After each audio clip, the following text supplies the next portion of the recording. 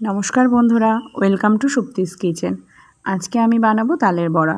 এর জন্য তালের পাল্পটার মধ্যে আমি নারকেল কোড়া, চিনি, সুজি আর ময়দা দিয়ে মেখে 1 ঘন্টা রেস্টে রেখে দিয়েছিলাম। এখন 1 ঘন্টা পর আমি কড়াইয়ে দিয়ে দিয়েছি সাদা তেল। তেলটা গরম হয়ে গেছে। এখন আমি একে একে বড়াগুলো ভেজে নেব।